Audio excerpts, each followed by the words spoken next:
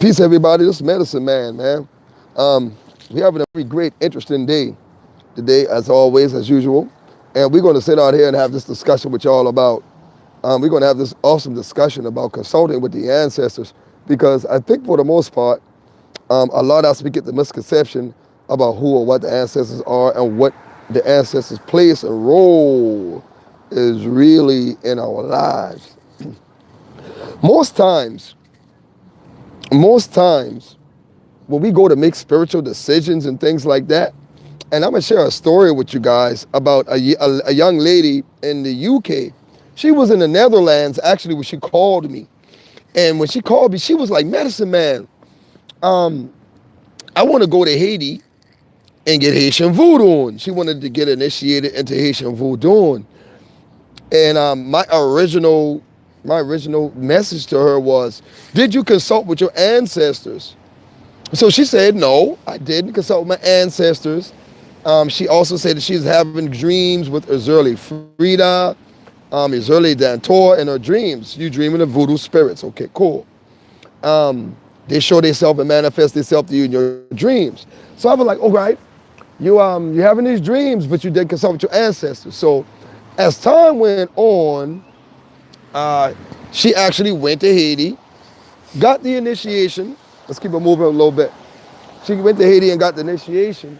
And what ended up happening from there was she got back home, and guess what? Things weren't right. One wasn't working out for her. Here's what happened. She bypassed her ancestors. And this is why I tell people, I don't care what the tradition is. I don't care how many times you dream of Oshun, how many times you dream of Azurli Dantor, how many times you've dreamed of Melchizedek. Doesn't matter.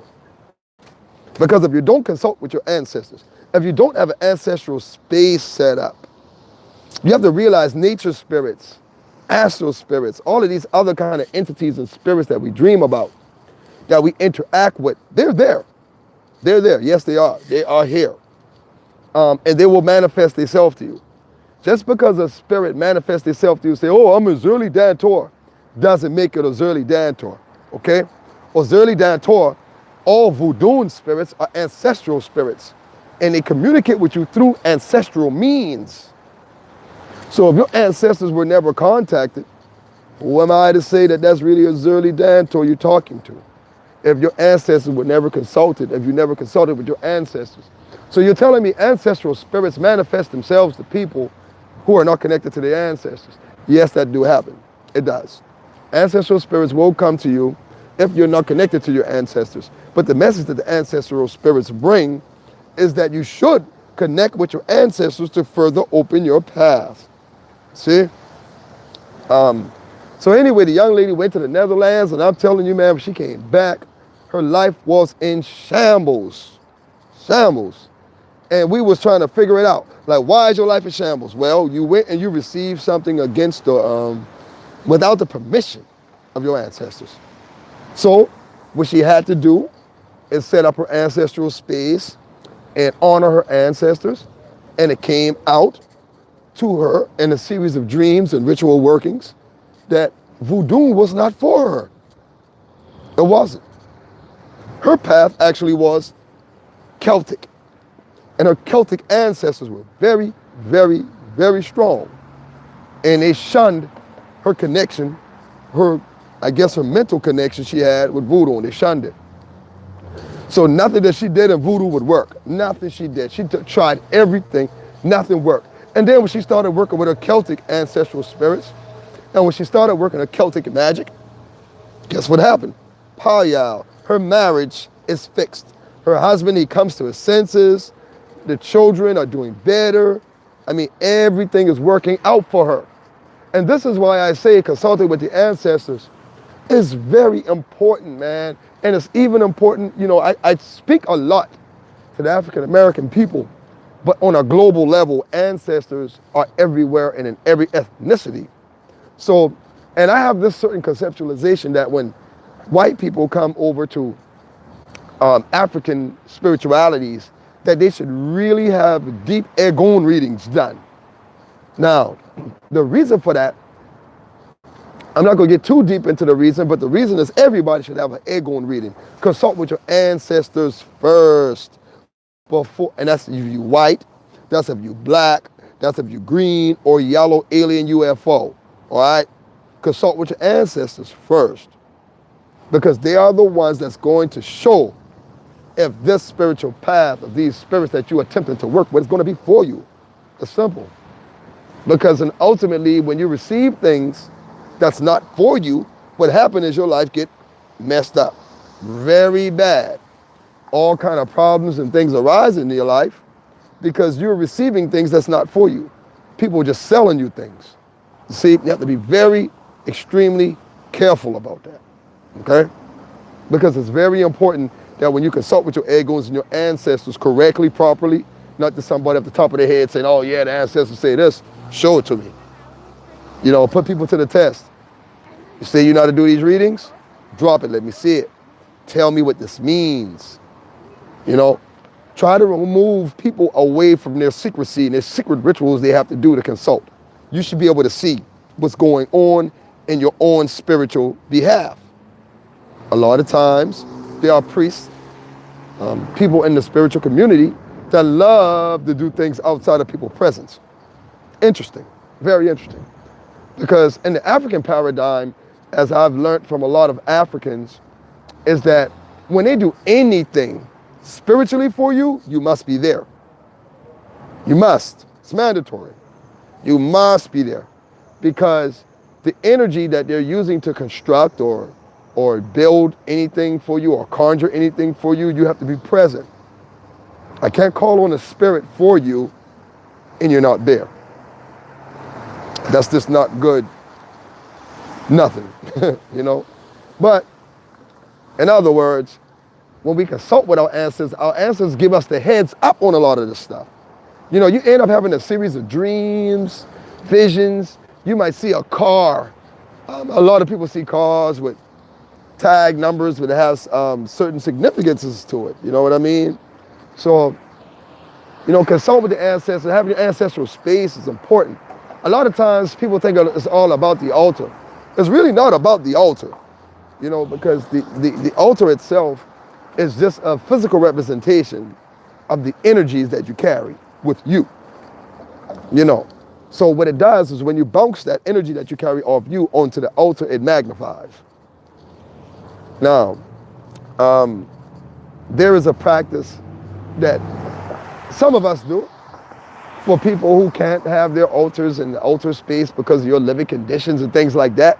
You can't have your altar space set up in your house. Well, what we do, we as Swamp Water Roots, we prepare your altar in a necklace. You know, we take a specific animal bone and we construct your altar, your ancestral altar, do certain things to it, and we let you carry it on you. And those are primarily for people with bad living conditions. You know, you might live with somebody who's might not be into the spirituality. You know, you might be living with somebody who might say, hey man, you worship the devil, man. What the hell? And so for that reason, we construct the altar into a necklace on a bone, and it's on your neck. And you carry it with you. Now, your altar in that perspective becomes a magical tool because there's certain things you can do with that necklace, with that bone, to conjure the force and the power of your ancestors in your life. So that's very important too. What we need to really understand is that, you know, we adapt with root working and hoodoo in America. We adapt, and it's really about connecting to your roots and adaptations and adjusting, because we live in a different society, a different culture. So, and because we live in this different culture, we must adapt our cultural perspectives according to the way that we live in now. So, you know, like if I'm living with somebody and I can't do my spiritual work, then do I stop doing my spiritual work? No, hell no. You don't stop. You have to adapt. You know, so for people that live with their parents and wherever, and don't be discouraged. Don't be discouraged because people don't see things your way and your perspective. Just adapt. Like you can't have a whole table altar, cool. There are things you can do. Consult with me. I will give you ideas on ways of carrying your ancestral energy physically with you. You know, and then I will give you ways and show you how you can tap into the ancestral energies that's already in you without using an altar. Because there are various ways of doing this. You can have the altar or you don't have the altar. The whole idea is to have the experience and the power and the energy with you. You know, so for that reason, that's something that we keep our minds on very strongly. So when we consult with the ancestors, a lot of people say, well, how is the number one thing? It's really huge, because some people, it's based on what you've been exposed to. Okay. Now, for example, I've been exposed to reading with tree bark, sticks and stones and bones, playing cards, and I have a little tarot card thing going on, and so what I've been exposed to with dealing with all of this, I've been exposed to reading with all kinds of things, and it's really not the tool you're reading with, I would say, per se.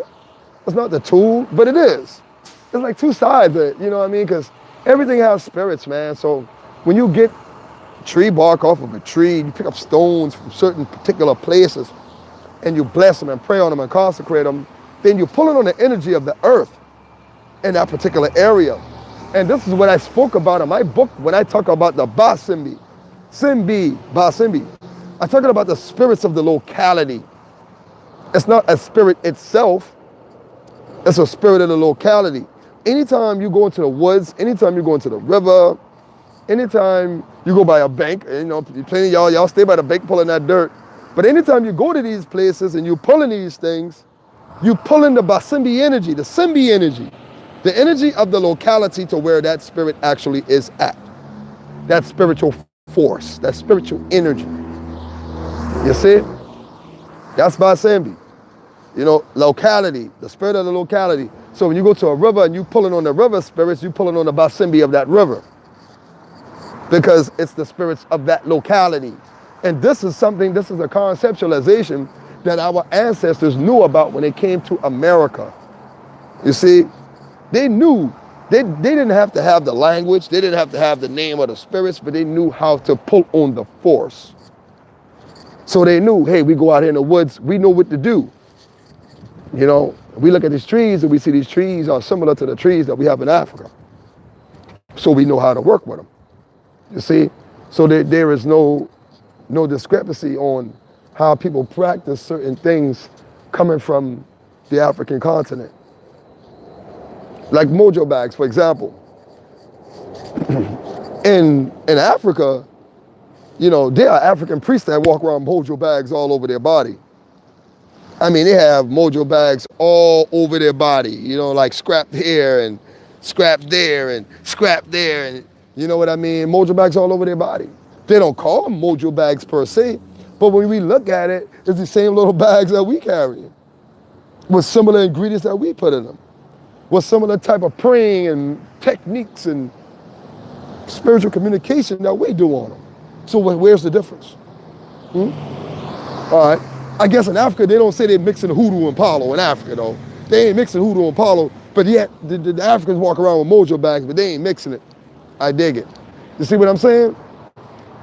It's astounding to me that a lot of people who call themselves Tata, and a lot of people who call themselves Poleros, that's Spanish, I dig it. A lot of people who call themselves priests don't know the real history of ATRs and black people. So here's what we're going to do. Tonight, we're going to really talk about all ATRs in the Western Hemisphere, and we're going to also talk about the black people connection to all ATRs. West African ATR systems, is that for black people in America? Yes.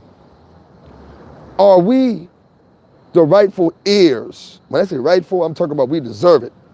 From what we've been through, what our ancestors been through, we deserve, true talk, we deserve to be presented with specific information to help our spiritual paths over in America. We deserve brothers to go over to Africa to get the systems and come back and teach our people. We deserve that. And I commend brothers that do that. I commend brothers that go to the continent and they learn the systems and they come back and they teach it to their people. I deserve that. We deserve that. Because of the type of struggle that we've been in, like we really deserve to have our full systems. But the thing is, when we come into contact with people here who already have them in the Western Hemisphere, it's like these things have huge price tags on them. If I'm going to give you 5,000 cars, I might as well go to Africa in the bush and get it. You know what I mean? Real talk. You know, so, and what it says is that I think that black people in America should definitely, absolutely, with no fear in their heart, go get their own shit. Real talk. You know me, I'm on a level of self-preservation. And we got to do what's right for us. You know, it doesn't incite any disrespect on anybody else. It's just a time where you say, you know what, it is what it is. We're going to do us now. And this is what Swamp Water Roots is about. You know, Swamp Water Roots has been in a lot of struggles with the ATR communities as far as opening doors and making things more accessible to African people in America. But we have discovered that we run into roadblocks. And these roadblocks is based on a paradigm of some people that think that they have a monopoly on how things should be practiced, how things should be perceived. And what I found, especially in the ATRs in the West, is that ATRs in the West are moving further and further away from the African paradigm. Now, what paradigm is becoming now, that's up for everybody else to decide. You know what I mean? But it's moving away further and further from the African paradigm and becoming more of whatever people want to make it. For that reason, I think that we should definitely reconnect ourselves back and don't go through anybody else. The middleman has had his day. You know, the puppet master is getting the strings cut. You know what I mean? And this is what it is. You know, right. And people really think they have a monopoly on this thing. I mean, like, you know, there are people in certain areas in this ATR community that think they have a monopoly on it. For real. Kind of find out they don't know nothing. But they got a monopoly on it, you know what I mean? And it's like, wow. It's like, wow. We come directly from Africa, man. You know what I mean? Like, look at me. I'm not light. You know what I mean? I'm black. I'm African. So, and it seems like over here in the West, we don't get respect. Africans in the West don't get respect, but Africans in Africa get respect. Everybody run to Africa. Everybody go to Africa and get it. And then they come over here, they treat the children of Africa like we ain't nothing. You know why they treat us like that? They treat us like that because we are not going and establishing things for ourselves. We looking to get it from the middleman. The middleman got it for himself. You know, middleman got his. Now, if you want to go to the middleman and get it, you got to follow the middleman rules. I get it. That's why I'm following my own rules. Go get my own shit. You know what I mean? That's how I go. You know what I mean? So, for that reason, I encourage a lot of people, cut the middleman out. Trust me. Middleman ain't nothing but a puppet master. Cut him out. Don't pay him a dime. If you want to pay anybody, go to Africa and get it. Go to Cuba and get it. Go to the people that look like me and you, that have our destiny, like, you know, like we on the same level. Like, this is for you. People who truly believe it's for you. Get it from them. Don't get it from somebody who's trying to put a price tag to it, because it won't work out. And that's real. It won't. You know what I mean? People generally like to say, well, you know, medicine man is hard on a lot of people. No, I'm not hard on anybody. I'm hard on myself, man, because I've come to the realization in life, and people listen to me and follow my channel because they want to hear my experience. They want to know, like, okay, medicine man, you're a root worker, right? Yes. And you went and got initiated, right? Yes. Well, what is your experience? I got a story to tell. Trust me, I do. Trust me. But what I will say about this in totality, about that conversation, is that initiated or not, from initiation, I didn't gain an inch of power. Because true power comes from how you connect with your spirits on a personal level. You know what I mean? No initiation can give you power. None. You know what I mean? You're gonna have the same power you have when you came in through the door. You're gonna magnify, you can magnify your power through your initiation, but not the initiation, but what happens after, the teaching, the experience. That's the most important part. The initiation is just a ceremony. You ain't get no power, none, zero. And if you don't go to the right people, you fuck around and lose some power, mess with initiation. And I'm just being real and honest, clear cut. You know what I mean? So years ago, I used to have this conceptualization. Yeah, initiation does amplify what you already have. You know what I mean? If it's done correctly, properly, with honor. That's what I would say. It would magnify what you have. So if you work with your ancestors and then you go get initiated, you know what I mean? And your initiation is ancestral, it should magnify your connections to your ancestors. It should. It should now. But you know, connecting with your ancestors is a big thing. And your initiation should facilitate that. You know what I mean? It's been times where I've seen people, you know, get initiated and hear stories of initiations without ancestors. And I'm like, where they do that at? How you can have initiate a person to a whole system, but you ain't consult with that person ego? It happens. You know what I mean? So I always tell people, I don't care who they are or what the spiritual system they're trying to teach you, always ask where the ancestors at in there. If it's the Ele, if it's a Monanzo, you know what I mean? If it's Chuck E. Cheese, you got to go ahead and ask them, look, yo, where the ancestors at? Where the Egoons at? Where they at? Oh man, my Egoons in the attic. Well, you know what? I'll holler at you. You see what I'm saying? That's how you have to do these people, because, you know, there's a lot of people that don't consult with the ancestors, and I understand now more so than before that some people are into nature spirits. I get it. I get it. You go to some people's houses, you go deal with some people, they all about Orisha.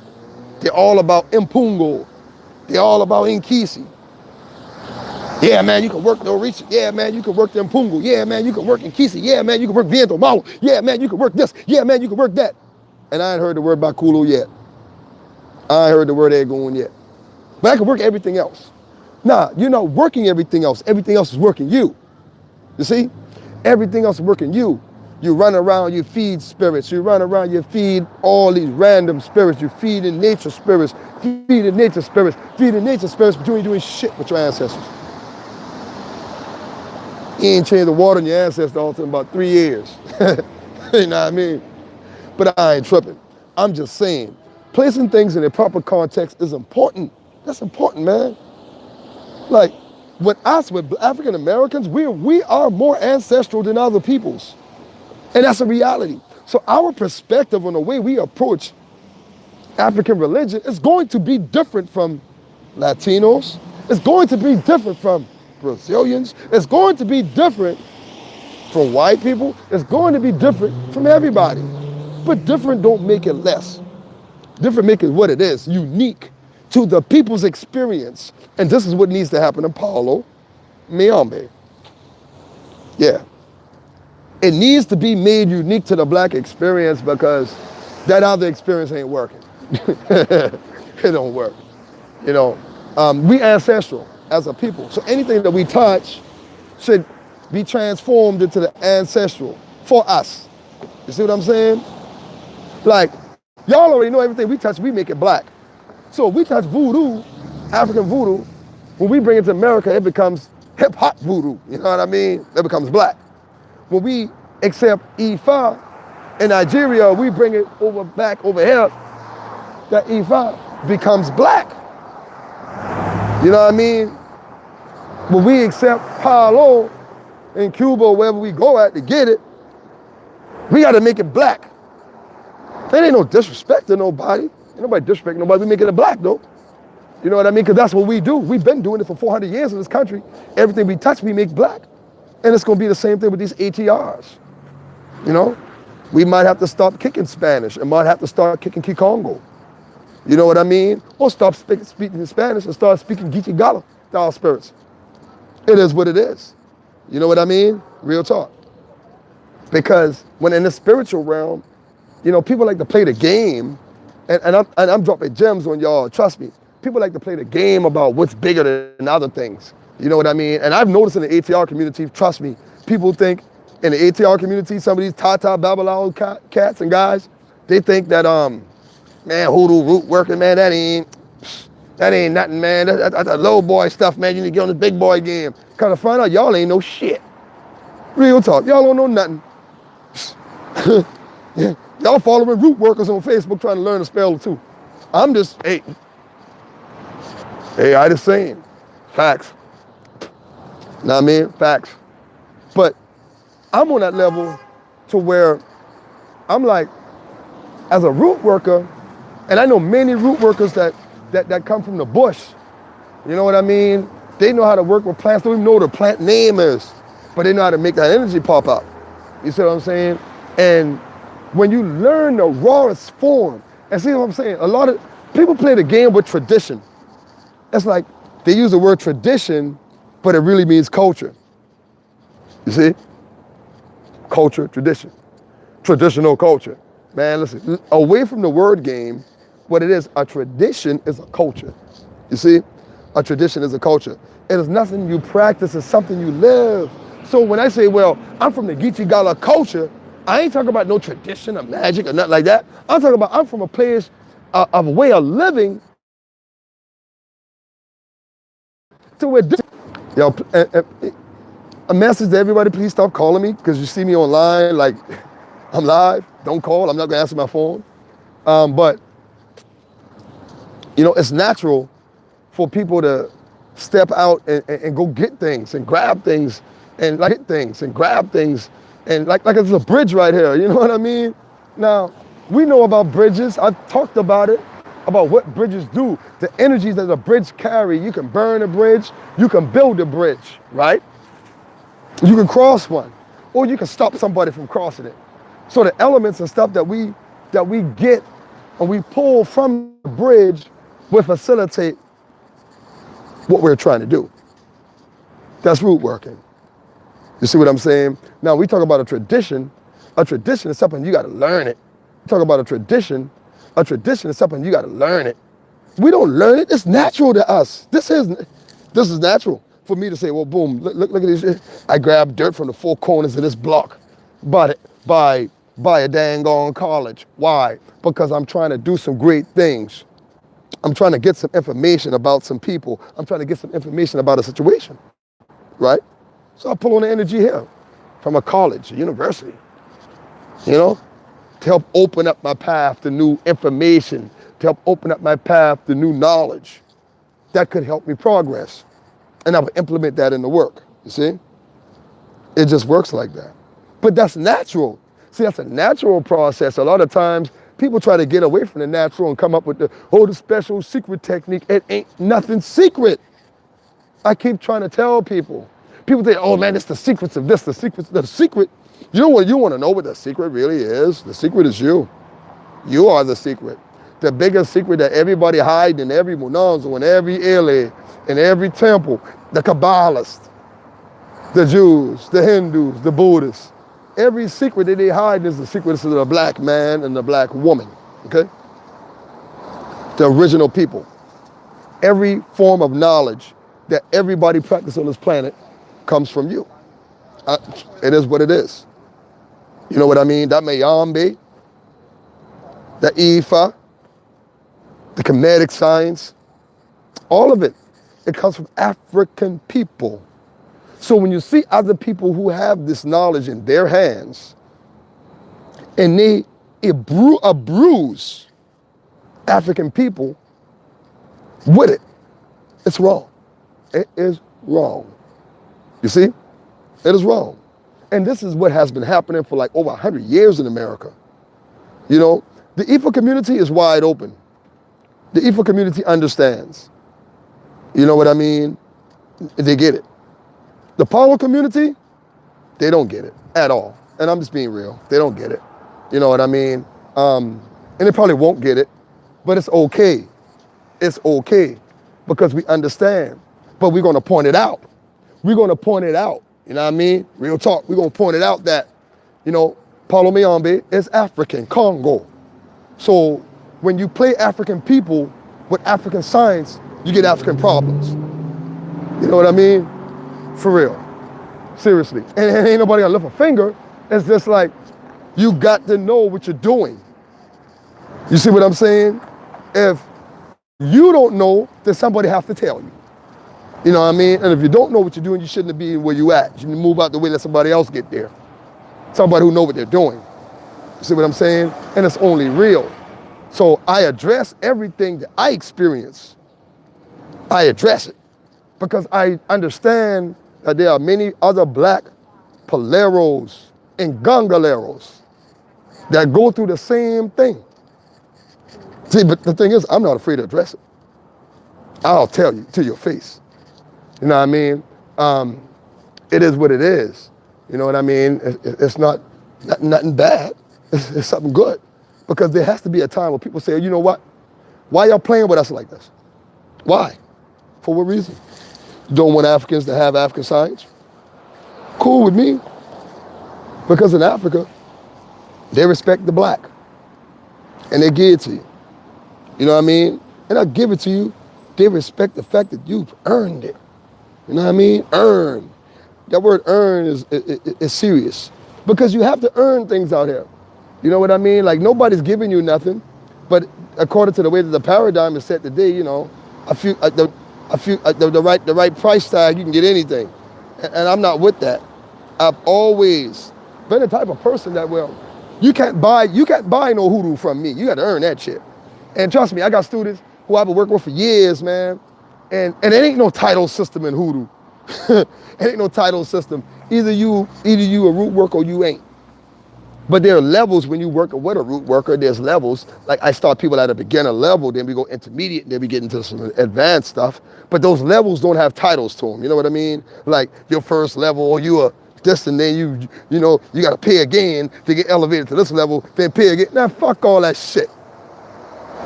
Do you want to learn some root working? Come on in here. Boom, you pay at the door. Come on in. It's all good. Like we don't do that. We don't penny pinch people. You know what I mean? We don't do that. This Swamp Water Roots, we don't do that. You come on in, we teach you how to work with your ancestors. We teach you how to work with nature spirits. We teach you how to work your roots, and we get you to where you need to go so you can go and be your own spiritual self. Develop your own spiritual gifts. Travel your own spiritual path without me changing your diapers. Okay? I don't like that. I like to put people in positions to where they can be magical on their own. They know how to solve their own problems. We, at Swamp Water Roots, we deal with problem solving more than anything else. We deal with problem solving because we all have problems. He who does not have a problem, log off. You know what I mean? Like we all have problems, and the whole idea with the problems is being able to solve them, man. You know, and this is what the mind of a root worker is about. This is what thinking like a root worker is about. It's about, okay, I got this problem right here. Boom. How can I solve it? What is the best way to solve this problem? You see what I'm saying? Because you can solve a problem. That means, like, you know, you can solve a problem and create another problem trying to solve the problem. You know, it happens. It happens all the time. People try to solve one problem and create 4 or 5 more problems trying to solve this one here. So the way that we work at Swamp Water Roots is we solve problems without creating more. We solve problems by eliminating the issue that's existing at hand. So if you have an issue in your life and you need to correct it, correcting that issue should not create more issues. And if it does, that means that you did something wrong. But it's okay because we're spiritualists and we do spiritual things to change situation in our life. So if you do something spiritual to change the situation and the situation don't change in the way that you want it to change, then what you do is you go back and you reevaluate what you did. Well, let's see, I put this consecrated herb on this person's name, this binding herb on this person's name. Now, this herb, I consecrated and I binded this person with the herb, but in reality, the person is actually binded to the wrong person. You know, and it actually happens in love work a lot. We start off love work, and because we do the love work so strong, trying to pull a person back to a person, all of their old exes start coming around. You know what I mean? And this kind of pretty much happens all the time. We do the love work for somebody, and they'd be like, yo, Madison, man, my ex from 10 years ago just hit me up out of the blue. And people be like, wow, man, how did that happen? It's because of the work. You see what I'm saying? And when the work gets out there, the spirits go and grab the one who loves you the most or who lusting over you the most, and they usually pull them back first. And then you got to brush that person out the way. But in correcting the work and straightening out the work, what we would do is go back into it and we adjust it to where the spirit is not pulling back old boyfriends, they're pulling back the one you want. You see, it's like shooting an arrow. You shoot the arrow and you might hit outside of the bullseye. All right, you have to go back into the work and you have to shoot the arrow again so you can catch the bullseye. You see? But it's a process of how you think. Thinking like a root worker achieves that because we problem solve. You see what I mean? You solve that problem, you move on to the next. This is what we teach. We're going to have a huge problem solving class. And trust me, the problem solving class is going to be full of scenarios for people with lost jobs, for people with lost relationships, for people with crossovers. Because one of the major issues with a lot of women that have abortions, you guys are not having the spiritual things done after you have these abortions or these miscarriages. And what happens is the spirit of the child, of the baby, is still present in your life. It doesn't cross over because you have not done the spiritual thing you need to do to cross the spirit over happily. You see? So what we do in here is we teaching people all these scenarios, real life stuff.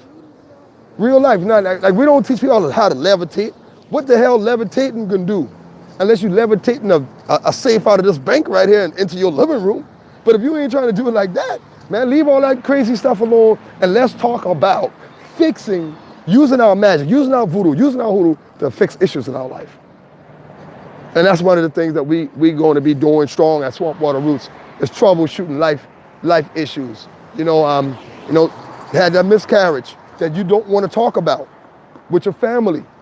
But as a spiritualist, you have to keep it to yourself. Hey, that's life. We got to keep certain things to ourselves, right? Okay. You have this abortion, what you need to do. You need to know what you need to do to cross that spirit over so you don't bring any more problems in your life. But you can't tell nobody, you can't consult with nobody because of your circumstances. So what will you do? These are the problems that we're going to answer. We're going to answer these problems. What is the science behind speaking and communicating with spirits? What are the signs and the omens that we see after we do spiritual work? What are the signs and the omens that we see when we do spiritual work, as we do the spiritual work? What is spiritual vision? What is clairvoyance? How do we operate in the state of clairvoyance? Because anybody could be a psychic. And trust me, we all got this pineal gland. We all got this 666 carbon. We all got this melanin. We all got it. We all got it. It's about activating it at the right level.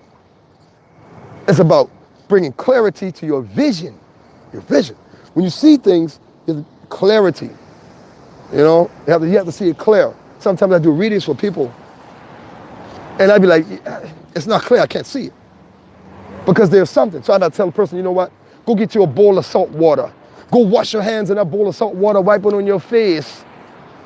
And put your right hand in the middle of the table for me. And I put my right hand in the middle of my table, on my mat. And then I pull on energy like that, and then boom, now I see what's going on. Because the person originally had a blockage that we had to remove that blockage so I could see.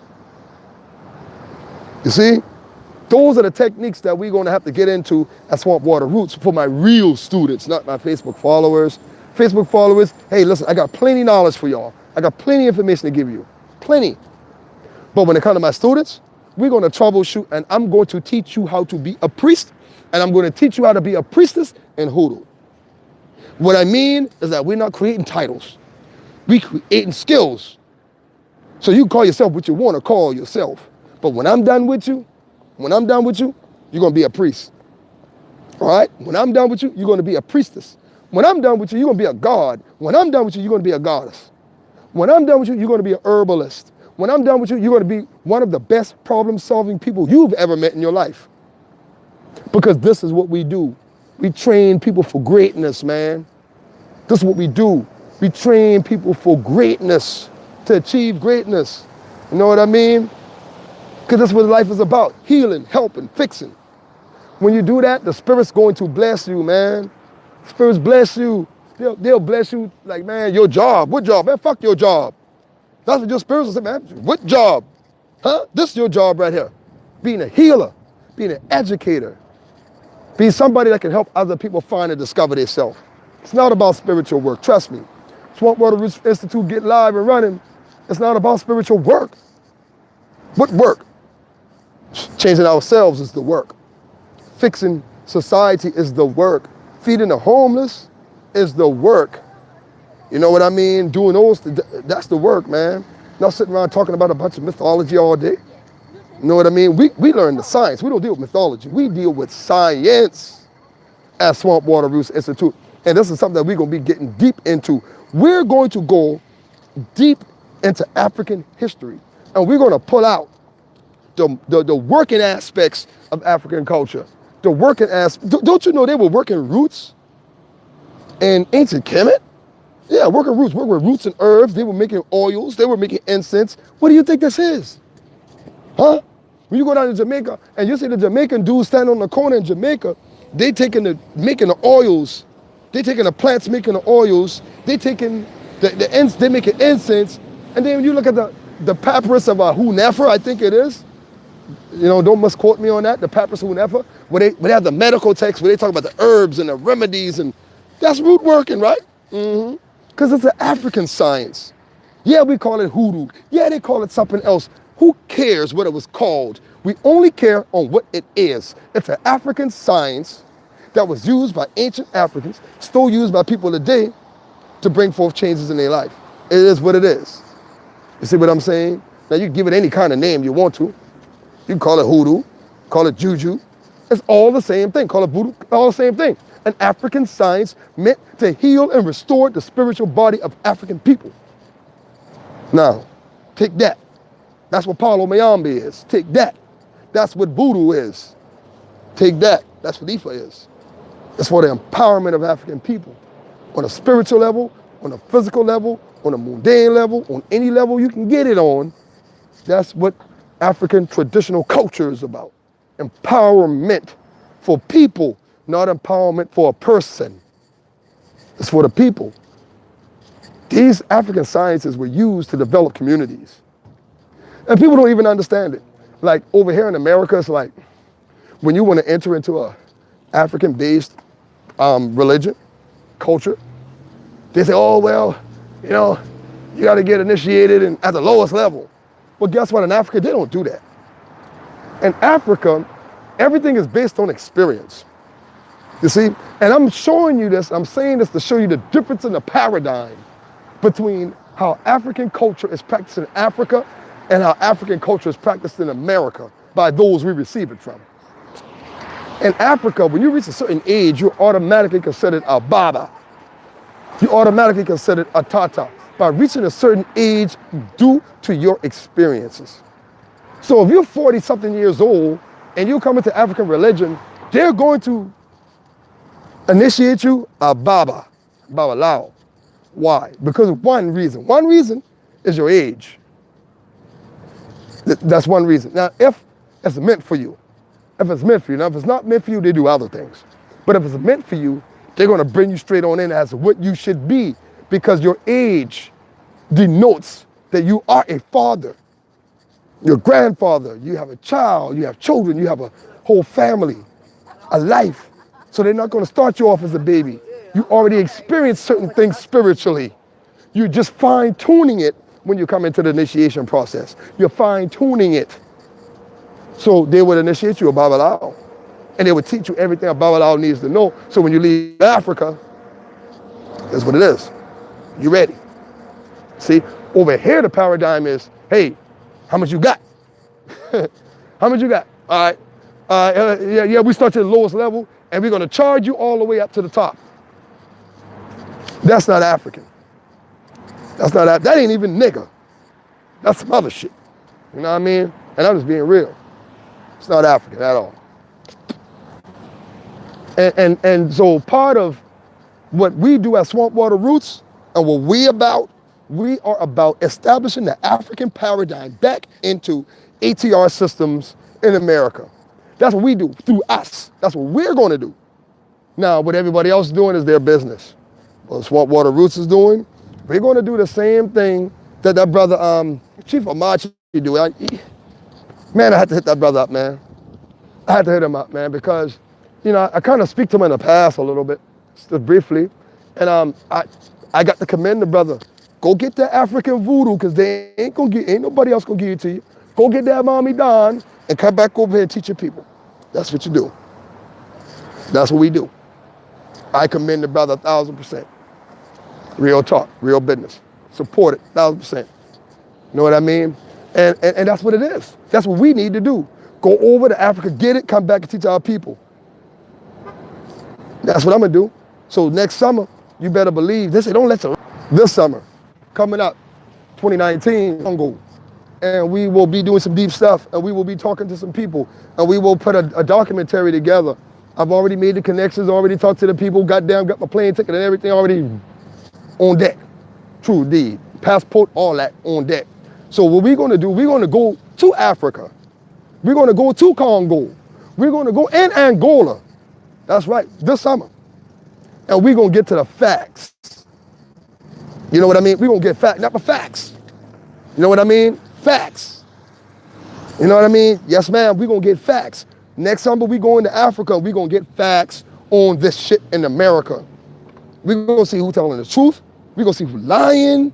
We're gonna see who adding on. We're gonna see who's making up stuff. And we're gonna build our connection to Africa for ourselves. This is what Swamp Water Roots gonna be about, man. We're gonna be a full-fledged institute. We're gonna be rocking hard, man. We're gonna be doing it big. Like I said, I commend brothers that go to Africa and get it. You know, I was talking to a queen, man, and she's an Njuzu priestess, man. And I thought that was like some ill shit. Njuzu, because I never heard of it, you know what I mean? You can't hear everything, but I thought that was some ill shit. You know what I mean? The kind of energy that she carried, man, I was like, wow, like, I can dig it, you know what I mean? And that's what it's about. It's about that, man. And I think that for the most part, especially with the woman, when y'all go and receive the full tradition, not the bastardized version, when you go receive the full tradition, when you understand the culture. See, it's not about the magic and what herb and this, that, go to, it's about the culture, the way you live, the way you breathe, the way you think. That experience is what makes it voodoo. You see? That's the experience you need. You need to know how to live it, not practice it. And a lot of times people out here trying to practice something. I want to know how to practice hoodoo. I want to know how to practice Ifa. I want to know how to practice Palo, and they ain't living it. And then you got a lot of people that's inside the systems that just practice it, they don't live it. From a practical aspect, they know everything practically.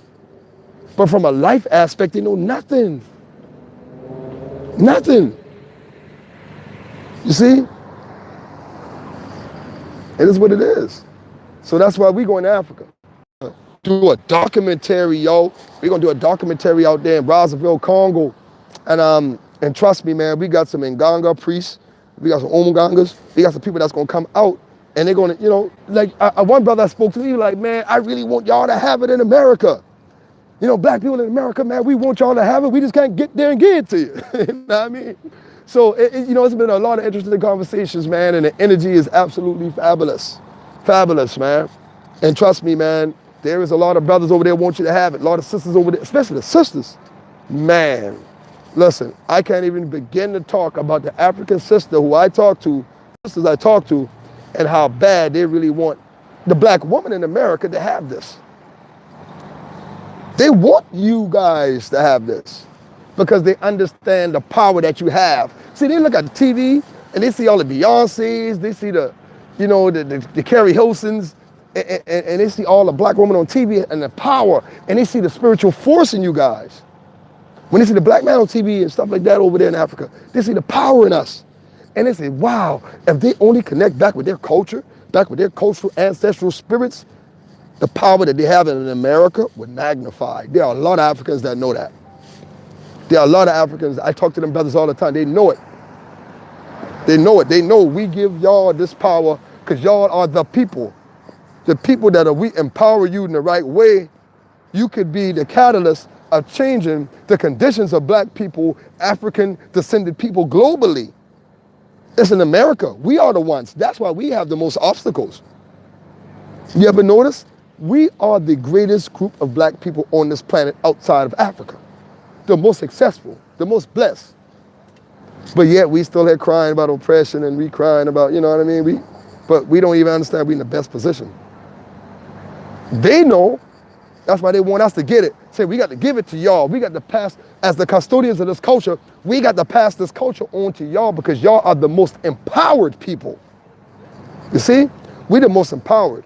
So passing that power and that ability down to us is a no-brainer for them because we are the most powerful people on the planet outside of Africa. Even though we got our own discrepancies and stuff like that, we still the deal is we still the most powerful. We still got it. You know what I mean? So once we get empowered with our culture and we practice our culture in the right context, we empower ourselves and place ourselves in a position to change lives and to create progress for ourselves. And that's what it's all about. This is why Swamp Water Roots is going to Africa. This is why Swamp Water Roots ain't playing. This is why we are on the level of educating people more than anything else, man. I'm telling you, when it's said and done, that's all I want to do. And I'm to the level like right now, I'm on a level like, yo, after I have these last two classes, we're going to do the air element and we're going to do the fire element. And then I'm going to go all the way back and I'm going to do a free class. One-on-one hoodoo free class. All right, and I'm going to tell you, and that one-on-one class, I'm going to give it free. I'm going to do it free on Facebook, live. But what I'm going to do is I'm going to create the atmosphere like I don't know nothing about hoodoo. How would I approach it, not knowing a thing? How would I do it? How would I set up everything? And I'm going to show you step by step. Here's what I'm going to set up. Here's what I'm going to do and why I'm doing it. And I'm going to walk you through it so you can have that experience and recreate the experience for yourself. Because that's what it's about. You know what I mean? Recreate the experience for yourself. You know? And that's what we do at the Roots. We need to recreate our experience for ourselves. So that's what I'm going to do. To become a student of mine, trust me right now, we're building an institute. So I'll be taking new students soon, but if you email me at medicinemail21@gmail, we'll definitely be getting it in, man. We'll be having some students soon. I'll be taking more students soon. It won't be long. But once I get the institute up and running, we're definitely going to have a lot done, a lot get going on for the students, yeah. Have any questions out there? Y'all know I don't like to be in there too long. Yeah, I'm from the 843 Priscilla. You know what I mean? I'm down there by Buford. Oh, in my opinion, this is a good question. What is the functional difference between a Boveda and an ancestral altar? Really none. Culture. A Boveda is an ancestral altar. But a Boveda is an ancestral altar from the Spanish conceptualization. You see what I'm saying? Latino conceptualization. And your ancestral altar, you know, I guess in root worker, we don't have a per se name for it except ancestral altar. You know, but you can set up a Boveda if you want to, but if you want to set up, I would suggest you set up something that's intimately connected to your ancestors and you set that up. But there is really no difference. Both are ancestral altars. I'm looking through the questions. What's up, Georgia? Man, y'all know we love Georgia now. Y'all know we love Georgia, man. Georgia be getting it in. People down in Georgia, man. People in South Carolina also, man. They be getting it in. Hey, trust me, since I moved up here to DC, let me tell y'all something funny, right? Since I moved up here to Maryland, DC area, it's like Cats be going down south because we close to North Carolina and Virginia. So cats will go down, they go cross that bridge and go down there. Yo, they go down to North Carolina and they go down to Virginia, and you go mess with these women down there, right? And some of them be like Paleros and stuff. And they go down there and mess with these women. They come around, hey, man, I know she got that thing on me. Man, she got that thing on me. I said, well, dude, you Tata-ing it? Or you Babalawo? Yeah, man, but I done try everything. I can't get this shit off me. And I be laughing, man. Because I be telling, I say, yo, you think your head big, you go down there and mess with them girls down south, you break their heart, you make them cry, and you get hit with that work. And now you'll come to me talking, oh, man, what should I do to cleanse this? What you do to cleanse this up? You go apologize. You go apologize, tell her you've been a jackass, and you're sorry. Take out the dinner and do it the right way, and maybe she'll pull your ass up that job. You know what I mean? It is what it is. So I thought that was some of the most funniest things I could actually experience up here, is to see guys cross that Macy Dixon line and go get hit with that work and come back up here.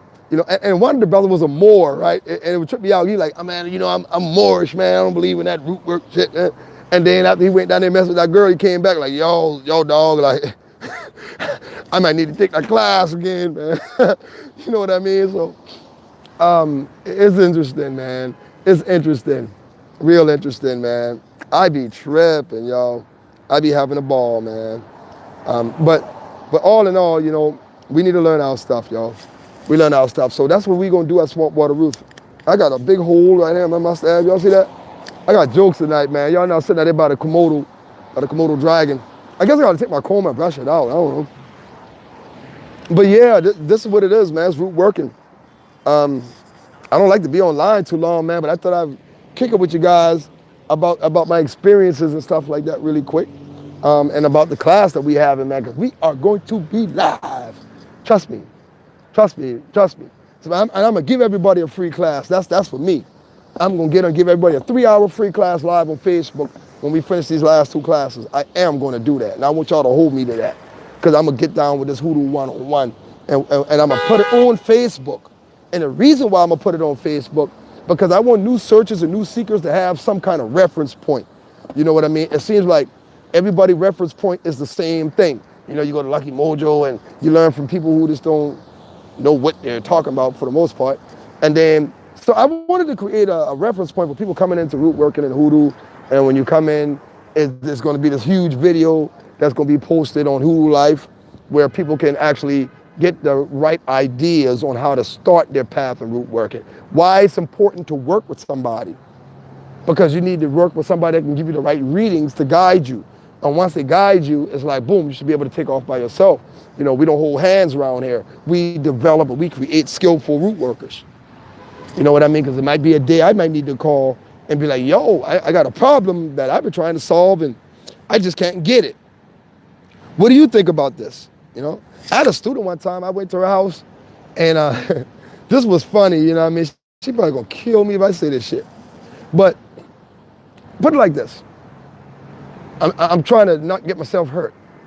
The work was so good that my man, homie, came to the house like unexpectedly. Knock on the door. Soon as she opened the door, homie busting nut. Boom, boom, boom, boom, boom, bam, boom, bam. I'm like, damn, that's some, like, for real? She's like, yeah, homie busted. I had to let homie go in the bathroom and clean himself up. So I'm tripping like, yo, all right, whatever you put in that work, like that kind of effect, I like that. I like that. I need to know I need to know everything you did, A to Z. The prayer word for word, you know what I mean? Because it gets real like that. You know what I mean? And she did some work on this dude, man, had him fucked up. I like, she did it so good, I had to help her get it off. But, you know, but I learned, she learned, we learned together. And this is what it's about. You know what I mean? Like, we learn together. It is what it is. You know? But it was funny, though, because dude was acting up, man. He would not go. He would not let it go. All right, y'all. Like I say, for my classes, email me at medicinemail21@gmail.com, and we'll get busy. I'm logging everybody in Next week, I'll have the Institute up and running. I'm just finishing some touches on the website and getting the platform in, the classroom platform. And we're going to be doing live videos and demonstrations, and it's going to be a full-fledged institution. You know what I mean? So join us. That's right. Join us, Swamp Water Roots Institute, man. I'm going to make it lovely for everybody. And we're going to teach, man. We ain't with that babysitting, bottle feeding. We teaching. You know what I mean? We got people who skilled in Mayambe. We got people who skilled in Ifab. We got people who skilled in Hoodoo. And we're going to teach you how to work it. We ain't got no initiations for you over here. Ain't nobody scratching nobody. Ain't nobody hitting nobody in the head with a chicken. We're going to teach you how to be skillful with your root working, okay? So that you won't need an initiation. You see, because whatever the initiated people know, you know too. Because it's your birthright. And this is what we do in root working. You know what I mean? And we're gonna stay true to the spirit of it. And we're gonna do it like that. So everybody stay aware. Peace, this medicine man. I love y'all. And we doing it on full floors. 2019. Swamp Water Roots will be in Africa. You better believe it. On my ancestor soul, we're gonna be in Africa. You know, and probably April, May next year. And we're gonna be reporting live from Brazzaville, Congo. You know what I mean? And we're gonna talk about the black experience over there and working with our ancestral spirits. And then we're gonna take it to Cuba, and then we're gonna take it to Brazil, and we're gonna build on it, and we're gonna educate people about what their culture really is. And we're gonna stop letting other people bring it to us and tell us what it is. We're gonna experience ourselves. So I'm gonna take everybody with me. I'm gonna take my whole Facebook page with me to Africa. Real talk. Like, I'm not gonna be making little video clips and posting them. Nah, we going live for like 8 hours. You know what I mean? While we there, we going in the bar, we going in the village, we gonna talk to the chief, we gonna do everything live that we can. You know, certain places you can't go with the phone on. But when we can go, we gonna be there live, and we gonna actually give you guys a walking experience of Africa from your couch. We're gonna ask the questions that's applicable to us. We wanna know the questions that progress for us. So we're gonna get live with it. Peace, this medicine man, I love y'all, y'all be good. I'll see y'all in Congo.